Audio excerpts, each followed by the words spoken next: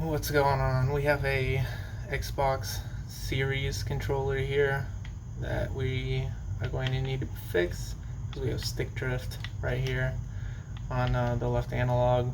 I'm gonna go ahead and show you guys how we do a full repair on these. So a lot of people say, like online, that you can spray air in there or do other stuff to try to clean this up to fix it. That doesn't work. So what actually happens is, I'll show you what happens. Alright, so this is one of the analogs that's inside of the controller, and these right here are the little tensioners that are in there. And what happens is these little tensioners have this little guy inside, this little black piece, and then behind that there's a spring. Let's see if we can get that out. There's a spring behind that, and then on the inside of here you see this little plastic piece in there. It gets worn down inside of there, and so when it gets worn down it causes the drift to happen, and the wear is usually around here, and so whenever that wears down it causes the stick drift. So it's not because something's dirty or anything like that, it's because of this, because it's a point of failure and it fails all the time. We fix tons of controllers that have stick drift on them, and this is 100% the reason why. It has nothing to do with cleaning. I've tried cleaning them out before, but it does not work. So we're going to go ahead and replace the analog in here with a new one, and this will be the full disassembly of how to disassemble the controller, how to reassemble the controller, and how to fix the analog inside of here. Alright, so what you're going to need for this is you're going to need a T10 bit in order to get the screws out of here. Then you're also going to need, I can't remember what size it is. Can't remember what size it is off the top of my head. I think it might be a T6. We'll have to see. Yeah, we'll have to see once we get inside of here, but I'll show you which one that we do need. So you're going to need those, and then of course you're going to need a soldering station like so. So we have the desoldering hot iron, or not hot iron, hot air tool here that we like to use, as well as our soldering iron. So you're going to need this as well. And you're also going to need some new solder here. So this is actually a 6040 solder, as you can see here, 6040, and that's because it's also leaded. And then of course you're going to need some flux, and this is wire, I can never remember the name of this, what is it called? Wire sponge. Right, so it's a wire sponge, and that's used to clean your soldering iron off whenever you're soldering in here. Alright, so now we're going to go ahead and begin with the disassembly. These little guys here on the side pop off, so you just need a prying tool for that. If I hit my light one more time, I'm going to lose it. And you need something plastic. You don't want to use metal because it'll actually ruin these little things and put little divots in the controller, and you don't want that. So you're just going to come in here and just pry along, and once it comes loose on the side like that, you're just going to put the tool in there and just kind of lift up until that comes off, and that exposes these two screws. You're going to do the same thing to the other side here as well.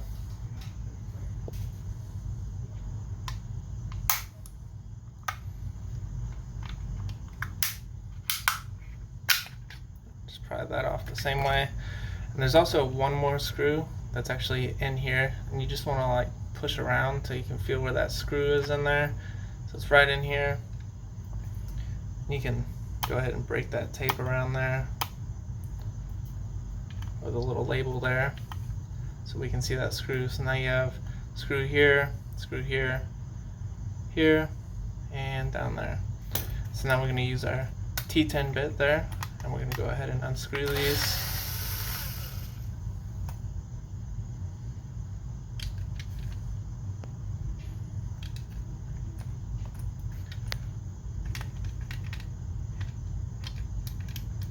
Sorry, I just got a phone call during recording. We're going to unscrew those.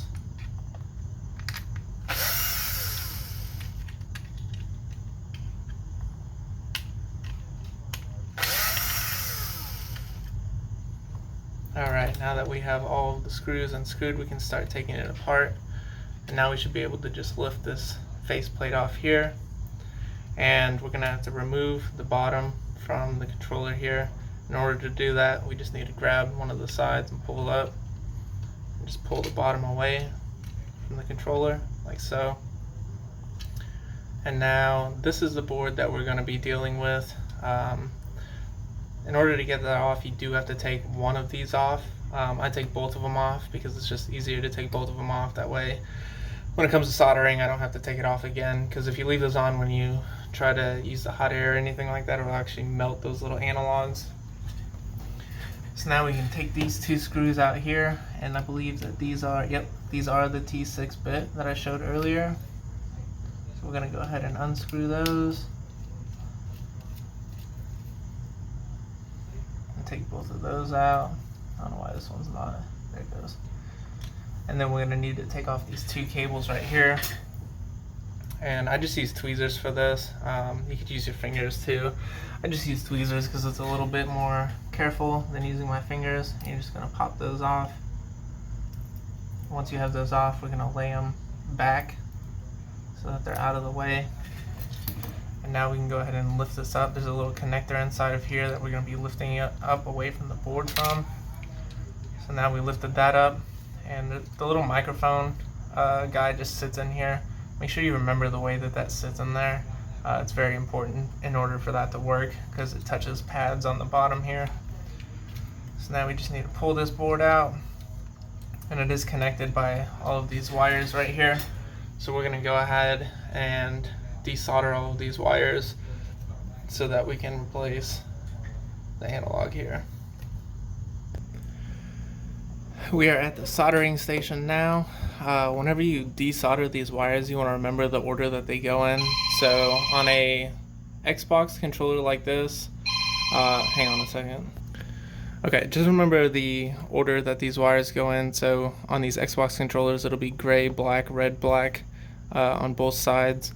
If it is like a PS5 controller or something, which we're not doing right now, but if it is, then it would be, you know, black then red instead. So anyways, we're gonna go ahead and desolder all of those. So this is our little cleaning tool here. I'm just gonna go ahead and clean the tip of that off, and we're gonna go ahead and desolder these wires here.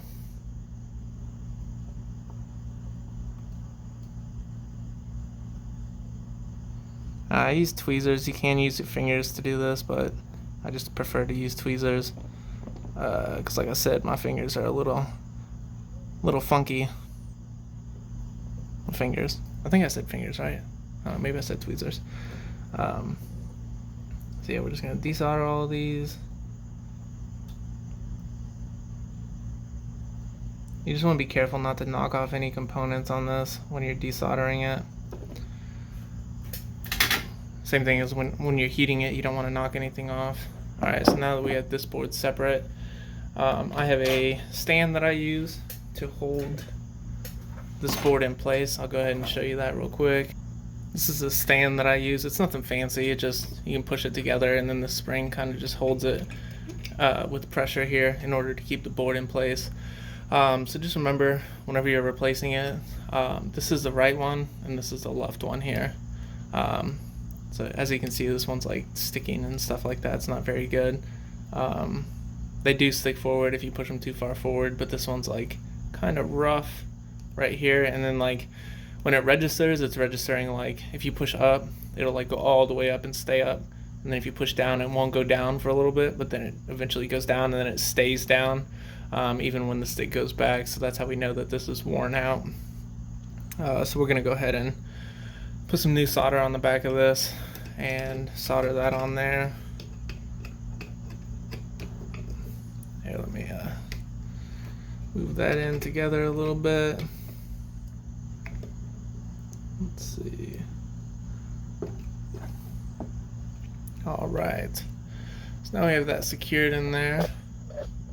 It's my little graveyard over here of old analogs and HDMI ports and stuff. I like to put Flux on these little pins here. Let me zoom in on that. Alright, so these are the feet right here that we're going to be desoldering. There's 3 right here, 1 right here, right here, right here, right here, right here, right here, right here, right here, these 3, and then this one right here. So we're gonna go ahead and put some flux on those and then put our solder on there. And the reason why I like to do that is if you're using a hot air station like mine to remove this, it can burn the board really easily, so you need to be careful. You have to work really fast. And in order to do that, you need a solder that's going to melt at a lower temperature. So we have to mix our solder with the solder that came from the factory here. So we're just going to add some solder to each one of those, and it's okay if they bridge like that, it's not going to make a difference. You want to make sure when you're doing this that you don't accidentally hit any components on the board or knock anything off.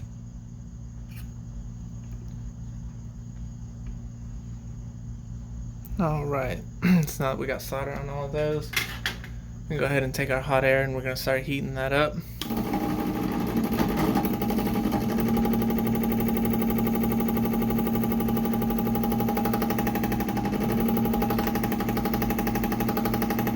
And as we're heating that up, I'm going to take my tweezers down here at the bottom and I'm going to pull down on the analog stick.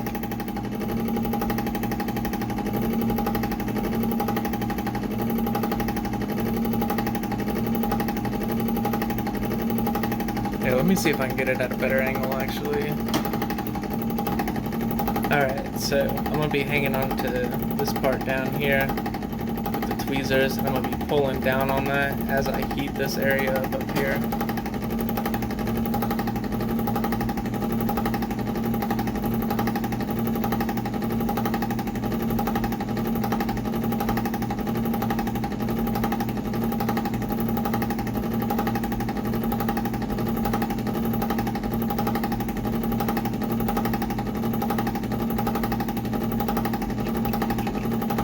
Alright, so we pulled it out there. Now that we pulled it out there, we're going to go ahead and plunge out those holes with the little plunger tool that we have here.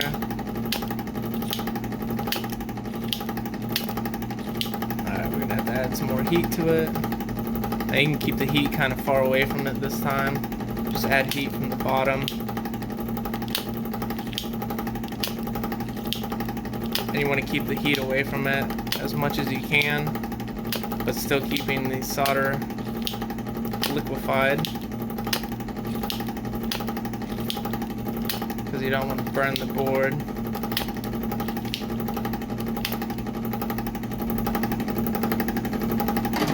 Alright, so now we have the solder out of all those holes there.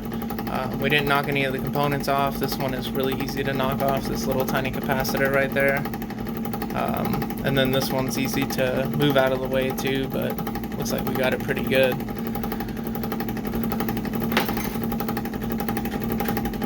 So what I do now is I like to clean up this area, so I'm going to go ahead and take some cotton swabs and some alcohol. You don't need to do this, it's not like it's a huge deal or anything. I'm going to take some alcohol and cotton swabs and just kind of clean the area off.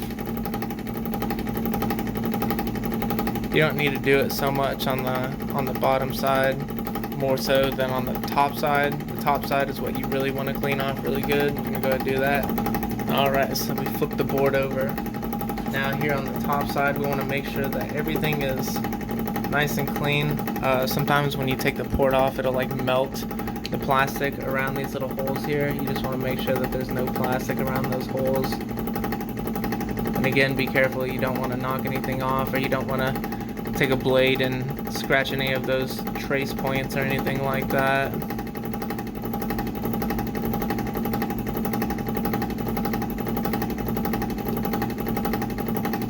Looks like there's no plastic around any of these, which is good. So we're just going to go ahead and hit that again with our cotton swab with the alcohol on it.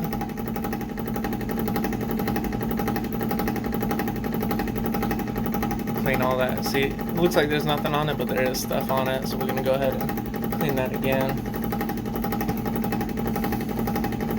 And And you want there to be a super flat surface, so like if the plastic melts at all, and it melts around any of those holes, or if it melts like the 5 points in here at all, you just want to take a razor and just kind of like scratch it off.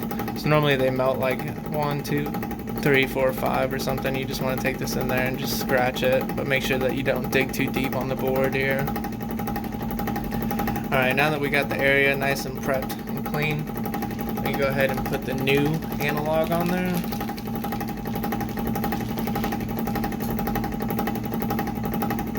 So here's the new analog here. We're just going to go ahead and place that, line those up in those holes there, and just push it down until it sits flat. Now that it sits flat in there, we're going to go ahead and turn it back over and put solder on the feet. Alright, so again, you just want to like push up until it sits flat. You don't want it to sit like at an angle or anything, so if you do that, it won't register as 0 when you put it in the computer. A lot of times it still doesn't register as 0, which is pretty annoying. But you know, human error, you can't be perfect when you go to place these on there. So we're just going to get a little bit of ball of solder on our soldering iron here. And now that we have that on there, we're just going to go ahead and hold the analog up, make sure that it's stuck into place. Then we're just going to put some solder on the feet here. So put one on there, and then make sure that it's flat. And once we see that it is flat on there, we can go ahead and put solder on the other side. Same thing, put a little ball of solder on there. And just push up. And put a little bit of solder on the feet on the other side. Now that we have it on there, we can go ahead and cruise through and put solder on all the other feet.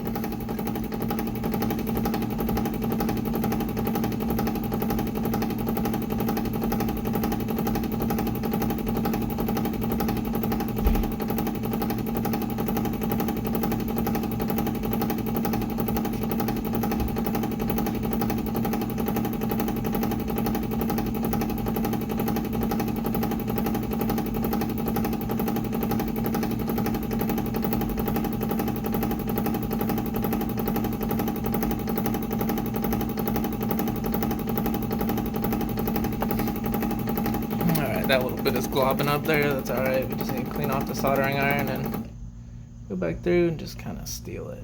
Let's see. There we go. Alright, we want to make sure that the solder is securing those holes perfectly. You don't want any gaps in there, or else it can cause issues with the connection from the analog to the controller.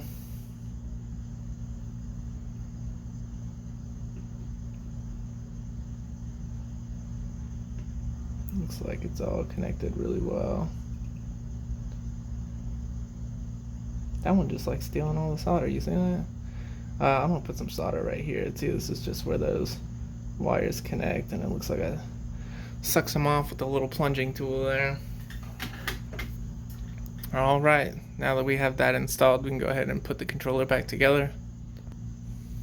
Okay, now that it's cooled down a little bit, we can go ahead and install it back in here. The reason why I wait for it to cool down is because if you don't and you just install it real quick, it tends to not want to sit at 0 or close to 0, and it'll automatically have a drift on it that'll be pretty obnoxious. It's like the smallest drift, but it's just to the point to where it causes movement in a game.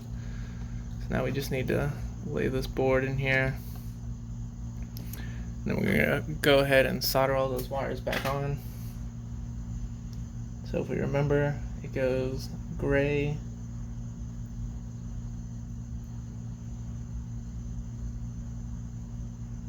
black. You want to make sure that you don't grab the rumble black. You want to grab the right one.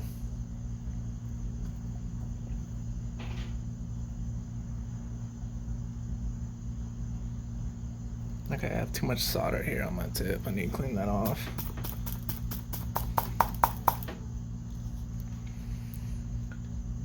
Alright, and then it's red.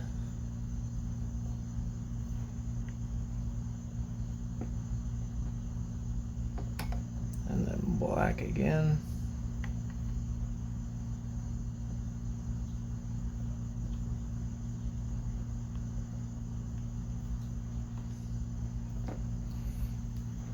We're gonna do the same thing to the other side. Gray.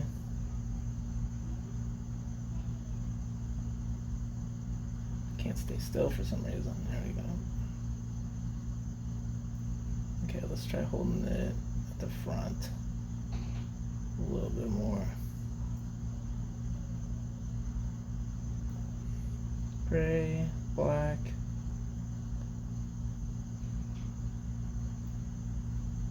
That one's kind of tilted. Let's lay that a little bit more flat. Gray, black, and then red. Just be careful too. You don't want to like burn any parts of the controller when soldering on here. You want to make sure that you know where the tip is at all time.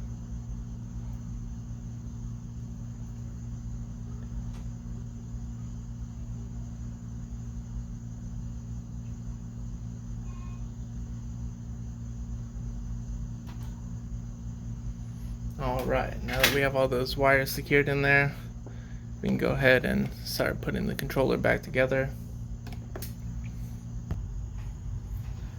Alright, so when putting the controller back together, you want to make sure you put everything back in the way that it came out. So make sure you grab that little headphone jack there and lay it in here to where it sits flush against the side right there. That way when you go to plug it in, you gotta kind of like play around with this board. You gotta like tilt it forward and then slide it down. And so you can see that that jack right there is gonna be touching the pads on this board here. There's a little tiny connector inside of here that we're going to be placing together when we push down. So you just want to make sure that that connector's sitting in there right. And you're just gonna push down. Now that it's connected, we can go ahead and screw those screws back on with our T6 screwdriver.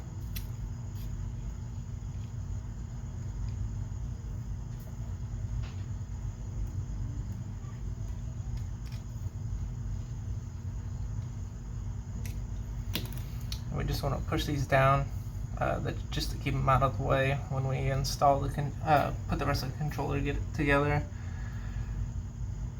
And we need to plug these guys back in. So these little connectors here, the one on this side here, which if you're watching would be your right hand side, so your right side and your left side, each one of the connectors are more towards the side that it gets connected to. So that's a good way to remember. So since this one is on your right side, my left side, we're going to put it on the connector that's on your right side, my left side. And you just push those in there. Alright, and then you just want to make sure that these wires are fed through these little slots here, and then just kind of push down right here so that those are out of the way. Now that everything's out of the way, we can go ahead and put it back in the plastics here. And you're just going to want to slide it down in there.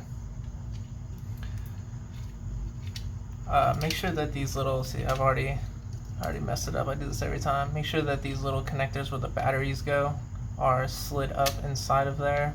They have little slots in there that they need to slide up in. You just want to make sure that they sit in there properly. Now that we have those on, we can go ahead and put the thumbsticks back on.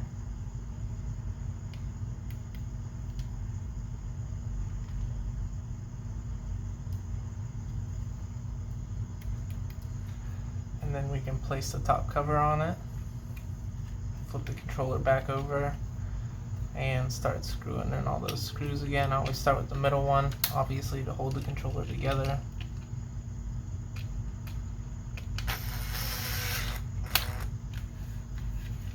And then we can start putting all the screws back in there.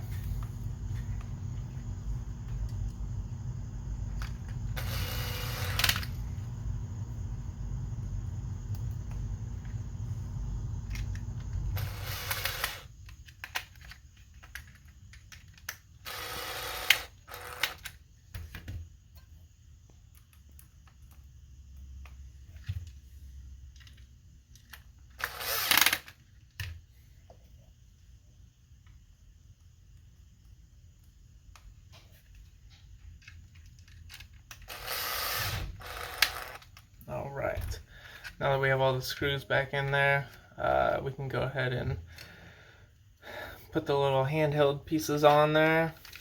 And for these ones, you just want to put them like they're in place, sort of like that, and then just press. Okay, that one doesn't want to go in. Let's see. There it goes. Press those into place.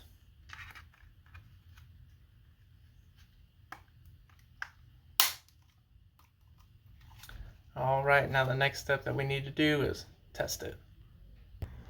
Alright, so as we can see here, that left one is dead center, better than the right one actually.